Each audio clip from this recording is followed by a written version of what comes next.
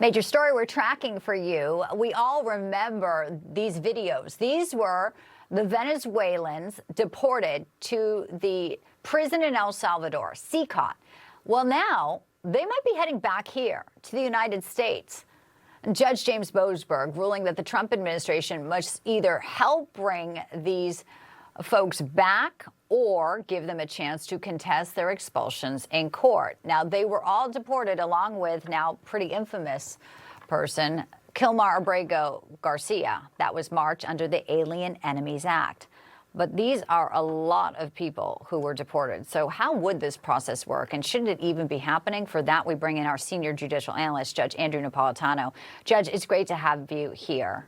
Thank you, Bianca. Good to be with you, my friend. Well, we just talked about Kilmar Abrego Garcia. It'll be Christmas at home for Kilmar. But what is the situation with all of these people who are in Venezuela? I mean, they were deported. Boasberg wants them back in the United States. Some of them, though, I would think have lengthy criminal records. Why are we going backwards here with all of these cases? Is it first A, legal, and B, how does it play out? So those are all great questions. So there were two issues here. One is that these people were deported without hearings, and the Supreme Court has since ruled that everybody's entitled to some form of a hearing. We're not talking about a jury trial. We're not even necessarily talking about a hearing before a federal judge. It can be a hearing before an immigration hearing officer, but there must be a hearing with a record, with the presentation of evidence against them, and with the opportunity to challenge it. It didn't happen in their case. The other issue is the Eighth Amendment. The Eighth Amendment prohibits cruel and unusual punishment. This prison that we're showing pictures of could never exist in the United States, and therefore people who are in custody by the federal government cannot lawfully be sent to a facility which couldn't exist in the United States. So when they come back here, they're not going to be set free into American society. They're going to be held in an immigration holding facility until their hearings are held. And then ultimately, if found innocent, they'll be set free. Well, if the government can't prove that they are deportable, they will and should be set free. If the government can prove that they will be they're deportable, they'll be deported to someplace other than El Salvador. The first place to deport them is the place from which they came.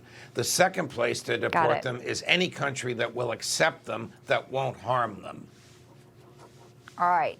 Well, we'll be tracking it. We know they were also getting some extra support there for all of these cases to seeing who could work as the immigration official there. So it's obviously going to be quite lengthy. Judge, let me ask you about former CIA Director John Brennan. His lawyers are saying he's a target of a Florida grand jury investigation now related to the Russia collusion, Steele dossier. So they're asking a federal judge to stop the proceedings. What's the motivation here? Will this be granted? This is highly unusual. In fact, I must tell you, I never heard of it before. So the federal judge is not going to stop the proceedings. Their real fear is that John Brennan will be indicted for something, and I don't know what he could be indicted for because we're beyond the statute of limitations from when he was in office. He left office in 2017, and the statute of limitations is 5 years. But their fear is that his case will end up before Judge Aileen Cannon, whom they believe will do whatever the Justice Department wants her to do. I think that's a fanciful and unrealistic fear.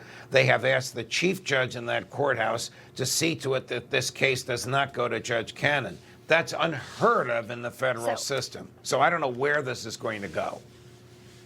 I don't either, but that video that we just showed was sort of a confrontation Brennan had.